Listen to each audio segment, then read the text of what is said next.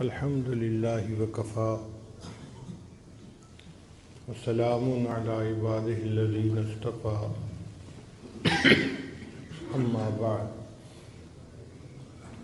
اعوذ باللہ من الشیطان الرجیم بسم اللہ الرحمن الرحیم یوم لا ينفع مال ولا بنون الا من اتى اللہ بقلب سلیم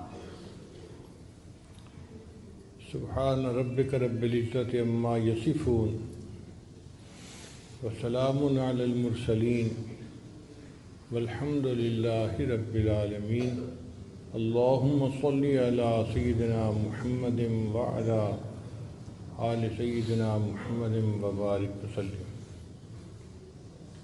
یوم لا ینفع مال ولا بنون، قیامت کے دن نہ مال کام آئے گا نہ بیٹے کام آئیں گے، الا من اتی اللہ بقلب سلیم، جو شخص سنورا ہوا دل لایا وہ دل اسے کام آئے گا۔ انسان کی زندگی میں 3 دن بہت اہم ہوتے ہیں۔ جس دن بچہ دنیا میں پیدا ہوتا ہے اس دن شیطان بچے کو مس کرتا ہے۔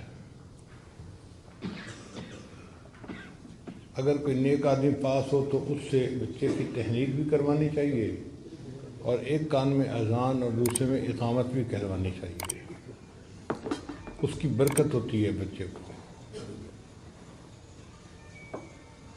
اور دوسرا اہم دن وہ جب بندہ اس دنیا سے آخرت کے سفر پہ روانہ ہوتا ہے، موت آتی ہے۔ اللہ کرے کہ اس دن بھی کوئی اللہ کا ولی پاس ہو جو ہمیں کلمے کی تلقین کر دے، یاد دہانی کر دے۔ اور تیسرا اہم دن وہ جب سارے انسان اپنے رب کے سامنے قیامت کے دن کھڑے ہوں گے۔ یہ 3 دن ہماری زندگی کے بڑے اہم دن ہیں۔ اس لیے عیسیٰ علیہ السلام نے فرمایا تھا وَالسَّلَامُ عَلَيَّ يَوْمَ وُلِدتُّ وَيَوْمَ أَمُوتُ وَيَوْمَ أُبْعَثُ حَيًّا۔ تو جو آیت مبارکہ پڑھی گئی اس میں تیسرے دن کا تذکرہ ہے کہ قیامت کے دن نہ مال کام آئے گا نہ بیٹے کام آئیں گے۔ یہ کیوں کہا گیا؟ اس لیے کہ اکثر لوگوں کو دھوکہ ہوتا ہے کہ مال سے دنیا کے کام سنور جاتے ہیں۔ بہت سارے کام سنورتے ہیں، ہر کام نہیں سنورتا۔ آپ خود سوچئے کہ مال سے انسان کتاب تو خرید سکتا ہے، علم تو نہیں خرید سکتا۔ مال سے انسان اچھا کھانا تو خرید سکتا ہے، اچھی صحت تو نہیں خرید سکتا۔ مال سے انسان کسی کی چاپلوسی کو تو خرید سکتا ہے، کسی کے دل کی محبت کو تو نہیں خرید سکتا۔ مال سے انسان اینک تو خرید سکتا ہے، بینائی کو تو نہیں خرید سکتا۔ تو دنیا میں بھی مال سے ہر کام نہیں ہوتا، اور آخرت میں تو کوئی کام ہی نہیں ہوگا مال سے۔ اور کچھ لوگوں کو بیٹوں کا بھی بڑا ناز ہوتا ہے۔ میرے 5 بیٹے ہیں، ایک مجسٹریٹ ہے، ایک ڈی سی او ہے، ایک فلاں ہے، ایک فلاں ہے، ایک فلاں ہے۔ تو مطلب یہ ہوتا ہے کہ مجھے کوئی بھی مسئلہ ہوا تو بیٹے کام آئیں گے۔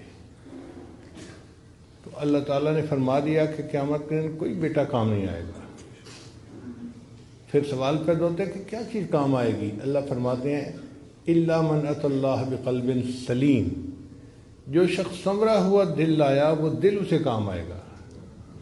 اس آیت مبارکہ سے پتہ چلتا ہے کہ اللہ تعالیٰ دلوں کے بیوپاری ہیں، بندے سے دل مانگتے ہیں۔ اے میرے بندے تو دل کو صاف کر کے میرے پاس آ جا تو میں تجھے قبول فرما لوں گا۔ عجیب بات ہے، جس چہرے کو دنیا کے لوگ دیکھتے ہیں اسے ہم روز دھوتے ہیں،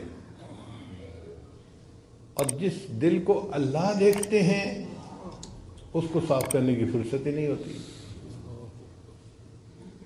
ایک عورت روزانہ 2 گھنٹے اپنے گھر میں لگاتی ہے گھر کو صاف کرنے کے لیے، جھاڑو دیتی ہے، ویکیوم کلینر سے صاف کرتی ہے، ڈسٹنگ یہ وہ، گھر کو چمکا دیتی ہے۔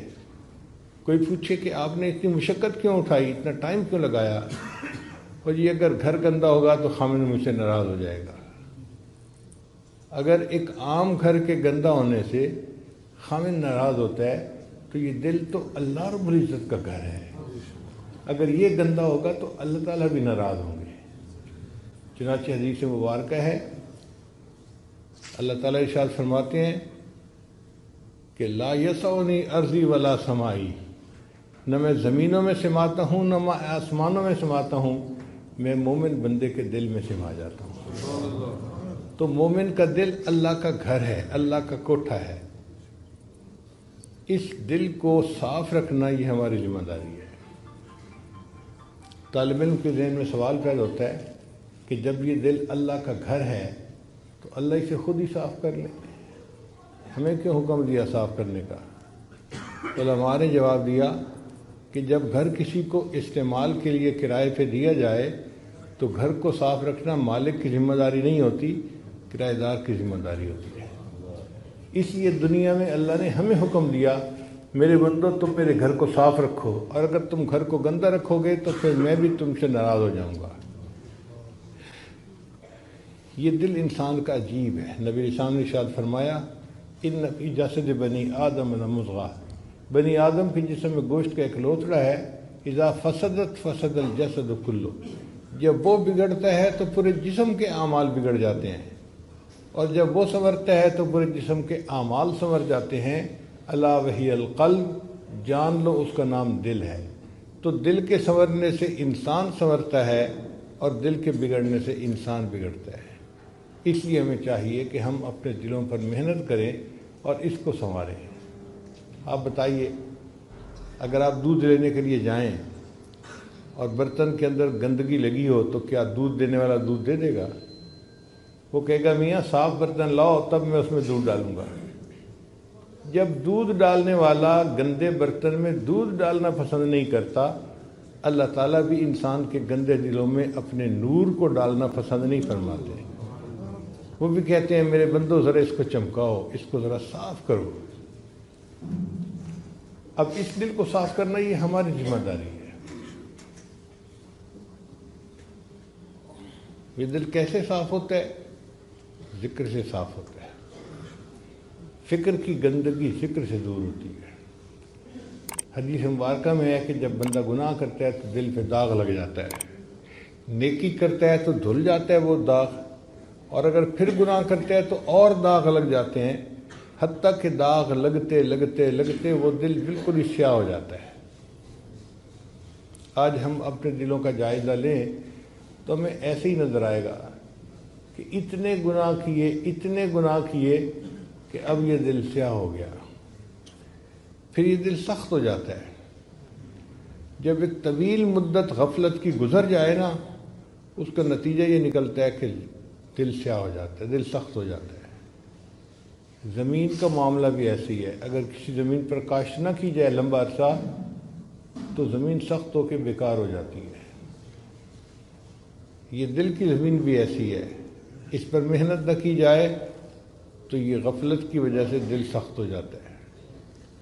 بنی اسرائیل کے بارے میں اللہ فرماتے ہیں فَطَالَ عَلَيْهِمُ الْأَمَدُ فَقَسَتْ قُلُوبُهُمْ، ان پر ایک طویل مدت غفلت کی گزر گئی، ہم نے ان کے دلوں کو سخت کر دیا۔ تو غفلت کا لمبا عرصہ گزر جائے تو دل سخت ہو جاتا ہے، اور پھر اتنا سخت ہوتا ہے کہ پتھر سے بھی آگے نکل جاتا ہے۔ اللہ فرماتے ہیں ثم قست قلوبکم من بعد ذلک فہی کالحجارۃ او اشد قسوہ، یہ پتھر بلکہ پتھروں سے بھی زیادہ سخت ہو گئے۔ اور پھر دلیل دی فإن من الحجارۃ لما يتفجر منه الانہار، کہ پتھروں میں سے چشمے جاری ہو جاتے ہیں، اور بعض ایسے پتھر ہیں کہ جو اللہ کے خوف سے کانپ اٹھتے ہیں۔ وَإِنَّ مِنْهَا لَمَا يَهْبِطُ مِنْ خَشْيَةِ اللَّهِ، اے انسان جب تیرا دل پتھر ہوتا ہے یہ اللہ کے خوف سے نہیں کانپتا، یہ پتھروں سے بھی پرے پار ہو جاتا ہے، پتھر سے بھی زیادہ سخت ہوتا ہے۔ اب ہم سوچیں، ہم اپنے سینوں میں دل لیے پھر رہے ہیں یا اپنے سینوں میں سل لیے پھر رہے ہیں؟ ایک شخص حسن بصری رحمۃ اللہ کے پاس آیا، حضرت پتہ نہیں ہمیں کیا ہو گیا، ہمارے دل سو گئے۔ تو حسن بصری رحمۃ اللہ نے پوچھا بھائی کیا کہہ رہے ہو ہمارے دل سو گئے؟ کہنے لگا حضرت آپ درس قرآن دیتے ہیں، ہمارے دلوں پہ کوئی اثر ہی نہیں ہوتا اس کا۔ تو حضرت نے فرمایا اگر تمہاری یہ حالت ہے نا کہ درس قرآن سے دل پہ اثر نہیں ہوتا تو یہ نہ کہو دل سو گئے، بلکہ تم یوں کہو کہ دل مو گئے، مر گئے۔ اس نے حیران ہو کے پوچھا کہ حضرت کیا دل مر بھی جاتے ہیں؟ تو حضرت نے فرمایا ہاں، اگر کوئی بندہ سویا ہوا اسے جھنجھوڑا جائے وہ جاگ اٹھتا ہے، جو جھنجھوڑنے پہ نہ جاگے وہ سویا ہوا نہیں، وہ مویا ہوا ہوتا ہے۔ درس قرآن سنے بندہ اور پھر دل اثر قبول نہ کرے، یہ دل سویا ہوا نہیں، یہ دل مویا ہوا ہے۔ تو ہم اللہ سے یہ دعا کریں کہ اللہ ہمارے دلوں کو سنوار دے۔ اللہ نے قیامت کے دن دلوں کو دیکھنا ہے۔